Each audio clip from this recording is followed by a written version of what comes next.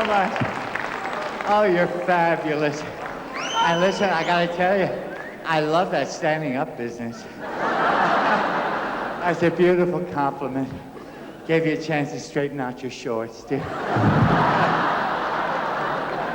Please help me thank these marvelous musicians for giving me the thrill of my lifetime. The London Philharmonic Orchestra.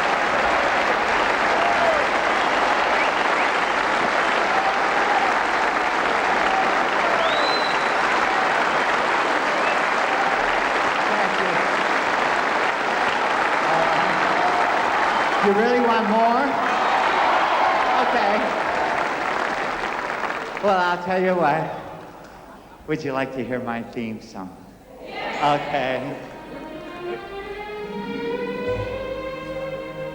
I'll be seeing you in all the old familiar places that this heart of mine embraces all day through.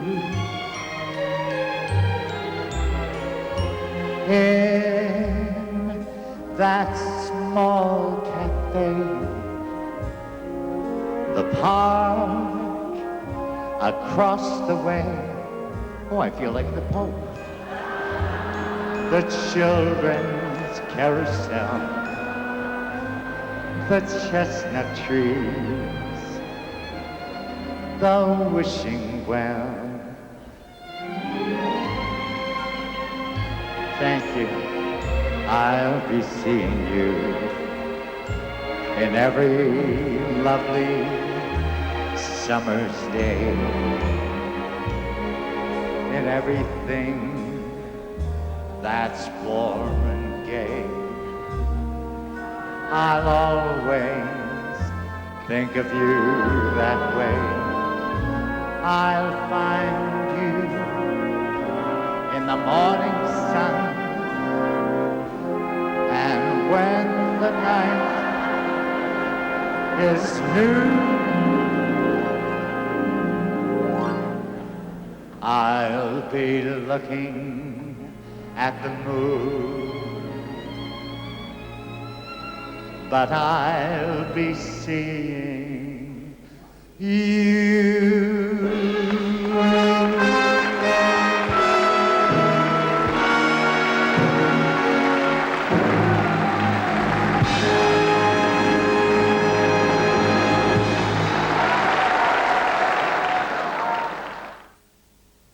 On Monday, international star Petula Clark sings with the London Philharmonic Orchestra in the second of two programmes in which she celebrates 40 years in show business.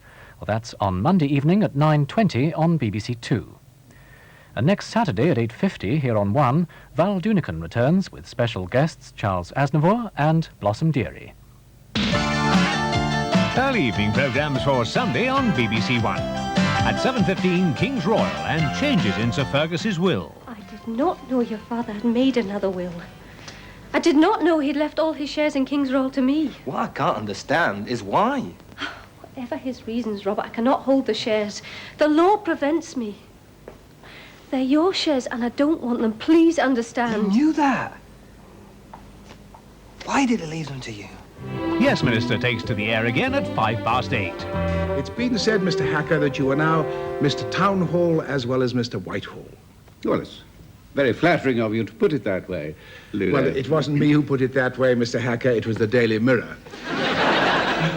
In the Hot Shoe Show at 8:35, the wonders of dance are expounded by Wayne Sleep and Bonnie Langford. Eagling is so wonderful as the bluebird. Oh, anyone could do that. What? Really? Da da da. Yeah da da. La da da da da da da da da.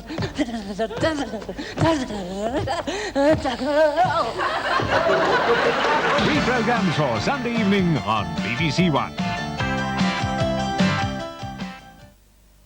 In 15 minutes, Howell Bennett stars as the consultant, the first in a new suspense series set against the background of the highly topical world of computers. Now on BBC1, the news and sport at almost 3 minutes to 10.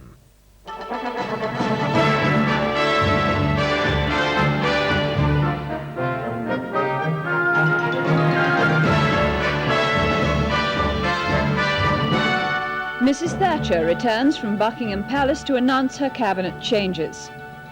Francis Pym is sacked as Foreign Secretary.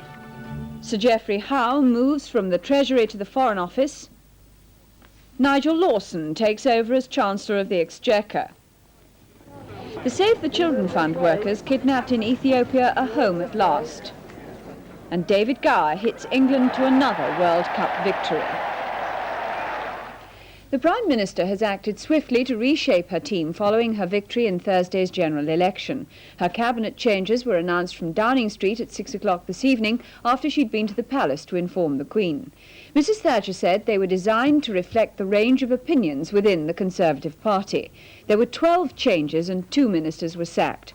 Mr. Francis Pym lost his job as Foreign Secretary. The Prime Minister wanted him to move, but he refused. No other job was offered to him. Sir Geoffrey Howe becomes the new Foreign Secretary, and Mr. Nigel Lawson becomes Chancellor of the Exchequer in place of Sir Geoffrey. Mr. Leon Britton takes over as Home Secretary, and Mr. Cecil Parkinson, the Conservative Party chairman, is to head the newly merged Department of Trade and Industry. Mr. William Whitelaw moves to the House of Lords as government leader and becomes the first hereditary peer for 19 years. Mr. Peter Walker takes over as the Energy Secretary, and Mr. Michael Jopling becomes the Minister of Agriculture. Mrs. Thatcher and her husband took time off this morning to watch the Trooping the Colour ceremony. Then she returned to Downing Street to see ministers. A few hours later came her announcement. Here's John Cole.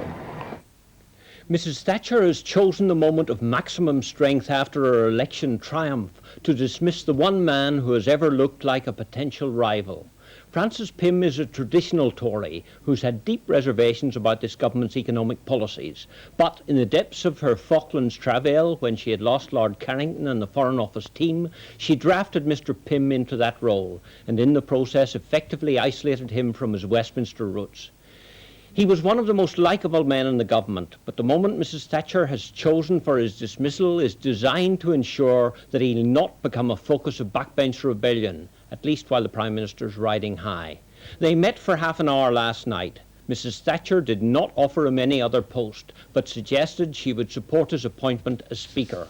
Mr. Pym rejected that, as he's consistently done since he was tipped for the job. Anyhow, he pointed out, it's not in the Prime Minister's gift. Mrs. Thatcher's farewell letter took 4 paragraphs to pay her tributes to Mr. Pym's service. His reply was gentlemanly but extremely terse. As you know, I have appreciated serving in your government in the various posts I have held. Valerie and I send you and Dennis our best wishes for the future. Mr. Pym, who's built up a network of international friendships as Foreign and previously Defence Secretary, is upset and angry about his dismissal, as are his friends in the government and on the backbenches. His relations with Downing Street have been uneasy, as was demonstrated when he expressed reservations during the election about a landslide Tory victory, and he was firmly put down by Mrs. Thatcher. I think that I could handle a landslide majority all right. I think I think that the comment you're referring to was natural chief whip's caution. The Prime Minister has moved a group of tough young apparatchiks into the key posts in her government, which will now be more in her own political image. Sir Geoffrey will handle negotiations with Europe in the abrasive way she likes, while Nigel Lawson returns to the Treasury with a formidable reputation as an economic Thatcherite.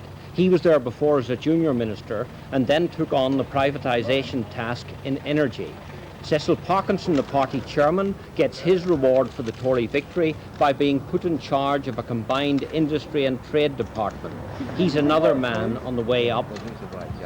Leon Britton, at 43, is the youngest Home Secretary since Churchill in 1911. The party's Liberal wing will prefer him in this job to Norman Tebbit, who, as it turned out, didn't want it anyhow.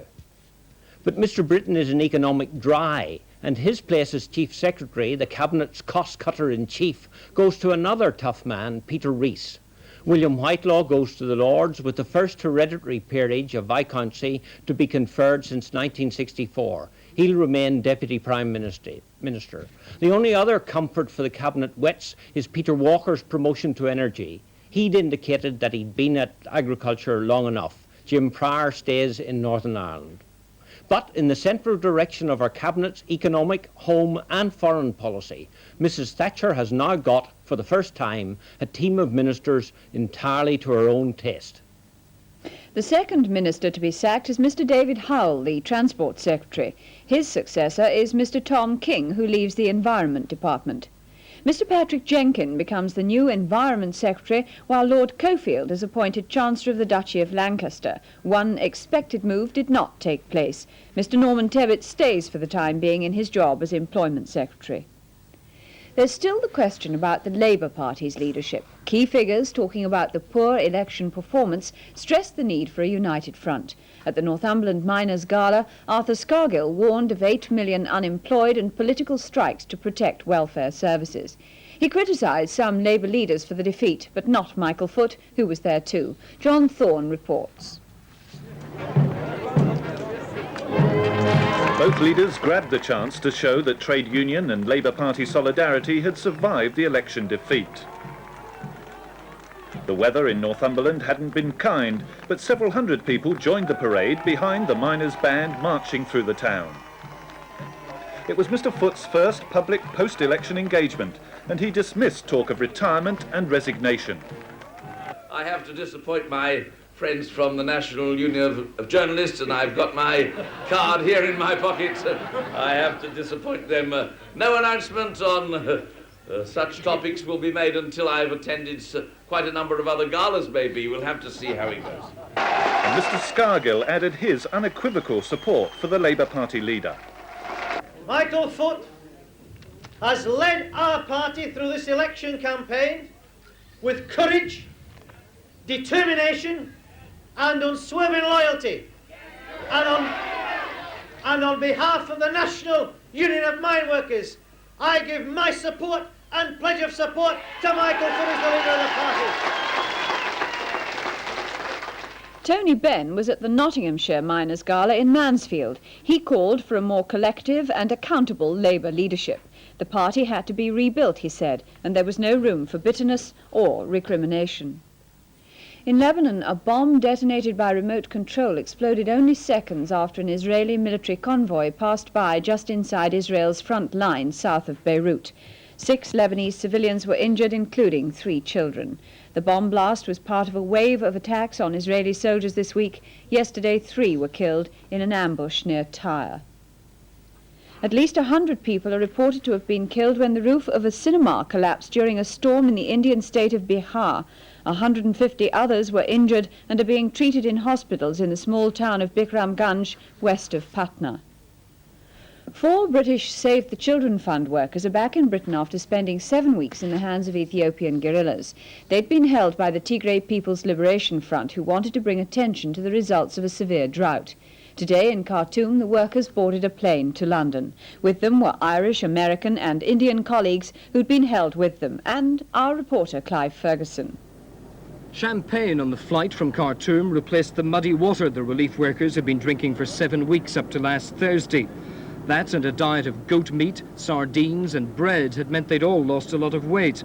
But for all that and the inevitable travel fatigue, they were in remarkably good health and spirits. Surprisingly so for those who'd been held hostage by a guerrilla group. But then the relief workers were adamant. They felt less like hostages and more like the guests of the Tigray People's Liberation Front. In their eyes, we were certainly their guests, and we were treated with the hospitality that Tigrayans and all Ethiopians always show to guests. That we didn't always appreciate that was their way of doing things was rather our fault than theirs, I think. So did you feel threatened at any time? No, after the initial fighting in Korum, I don't think any of us ever felt threatened. What was your biggest fear then? I don't remember having any fears. Our biggest fear was boredom, really. Bored guests of the TPLF they may have been, but the experience has so affected the relief workers that none was prepared to say when or if they would return to Ethiopia. The 2 Irish relief workers who'd been held with them finally got home after air traffic controllers at Dublin lifted a 1-day strike just to let their plane land. Thousands of other passengers have been stranded by the strike. Now, with details of today's sport, here's David Cass. A century by man of the match David Gower set England on their way to that second World Cup victory. His side totalled 333, one short of their highest score in the World Cup, and it was enough to beat Sri Lanka by 47 runs. Oh, cracking shot by Gower, square and the offside. Bang, it's there already. And Gower's made 97. Oh, many a mile into the pavilion and past it. The figure 6 we've seen today. Oh, a repeat. Away he goes again, that's his favourite corner.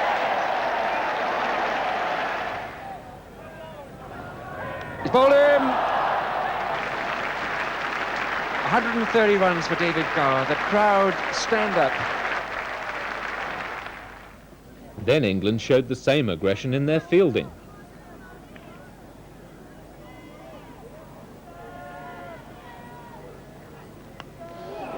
And that's a magnificent catch. We won't really see many better catches than that at Slick. Both of Turner's had a happy day.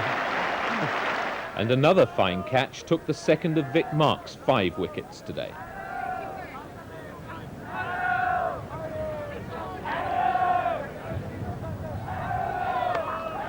He's gone for the big Yahoo, successfully cleared that mid-wicket boundary as he cleared the fence. No, he hasn't. He's got all out. Despite spirited batting, Sri Lanka ended up 47 short of England's total. And who too swung the bat hard. First ball received. It's another wicket for Dilly. At Headingley, that interesting confrontation between Australia and West Indies was delayed by rain. Conditions were clearly in favour of bowling, so it was no surprise that Australia asked West Indies to bat after winning the toss. The last ball of Rodney Hogg's first over began what Australians hoped would be a rout of the world champions. Greenwich caught by Wood for 4. West Indies expected Viv Richards to lift the side. Lawson lifted his off stump, 25 for 2. Lawson bowled magnificently and also dismissed Haynes, caught behind, 32 for 3, and the champions were reeling. Captain Clive Lloyd lifted the gloom by trying to hit out of trouble. The first 6 of the innings. But he too failed to make a big score, falling to Ken Maclay, playing his first Prudential game. But West Indies continued to score despite losing wickets.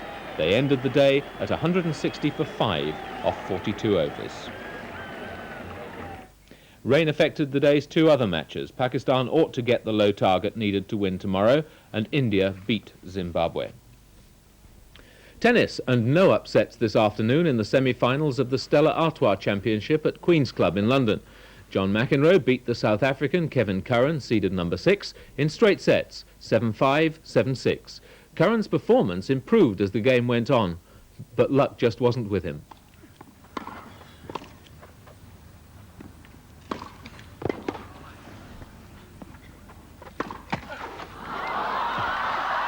Unlucky, very unlucky. McEnroe won the first set, and though the second went to a tie-break, he never seemed in real danger.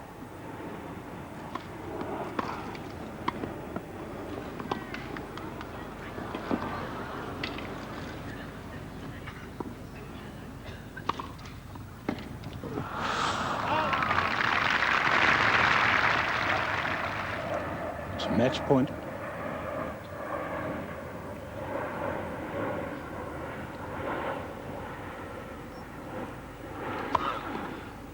Game, set, That's it. That's it. With the ace.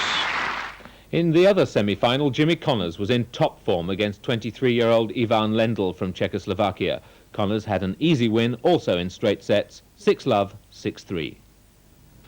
As usual, the Queen's official birthday was marked with the Trooping the Colour ceremony. 1,500 police were on duty because of the possibility of a terrorist attack. 2 years ago, blanks were fired at the Queen. This time, nothing spoiled the colourful state occasion. Several members of the royal family were there, as well as Mrs. Thatcher.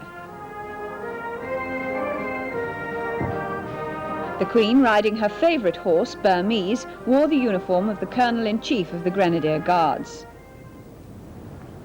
The colour was trooped by the Grenadier Guards just as in Coronation Year 30 years ago.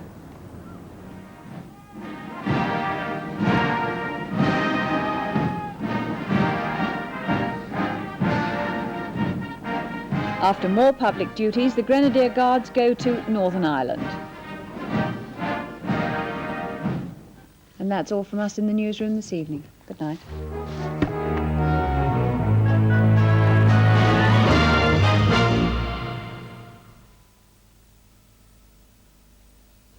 Good evening to you. If you think our weather's been bad recently, spare a thought for the people of Iceland, stuck under this intense area of low pressure, giving howling gales and temperatures not far off freezing.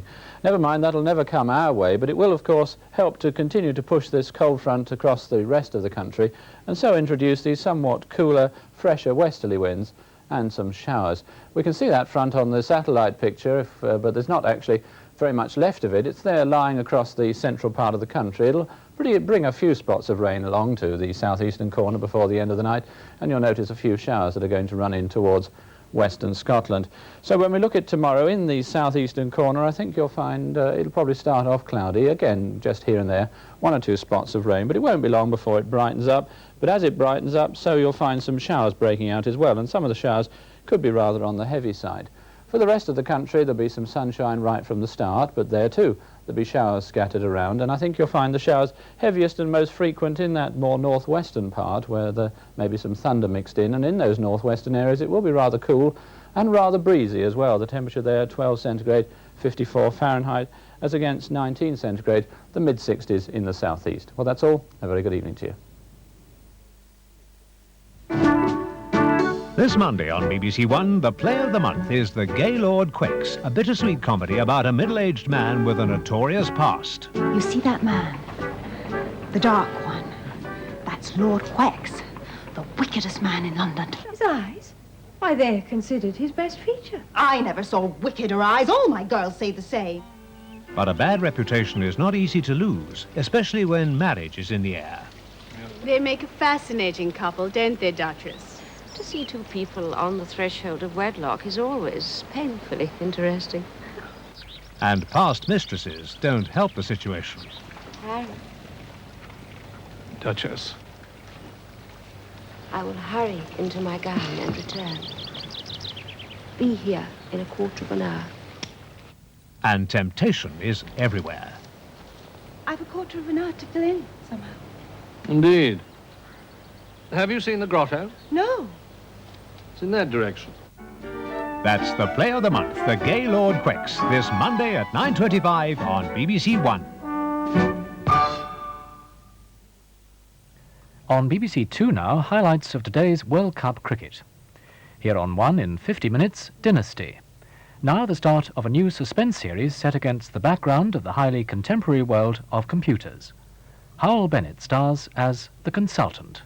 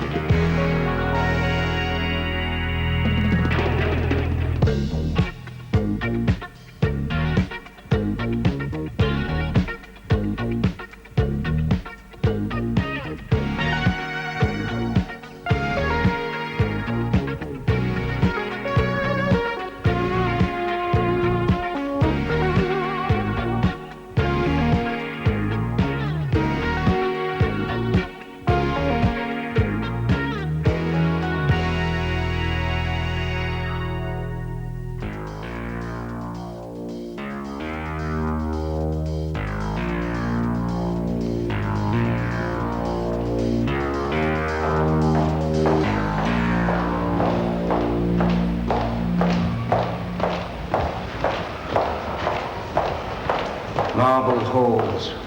Used to dream about dwelling in these. When this is over, I shall sleep for a week. Bags out. Damn.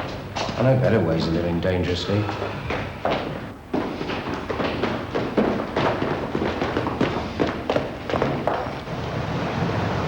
Prefer to cut holes in the pavement to get this lot down here. Mike, the days are gone when I get excited about computer installation. Ah, wait till you see our refinements. This your den? Mm-hmm. Yeah, perfect.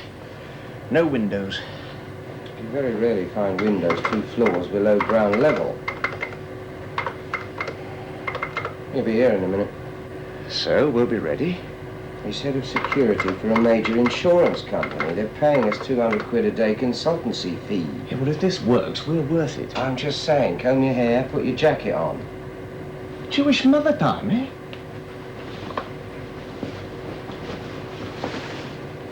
Have you got a comb? Oy vey.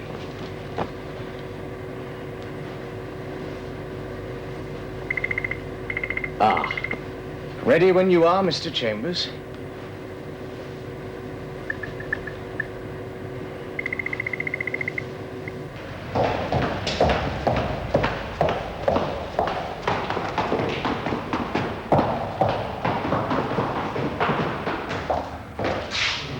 Bloody security. Well, I was checking over your system in accordance with your firm's instructions to my firm, and I came across 2 zombies. I thought they were on the board. It's a technical expression. Yes, I know what it means. We pay out thousands of pensions every month. Somebody dies, the relations don't inform us, we continue to pay out. I'm familiar with the crime. It's just computers I don't understand. Well,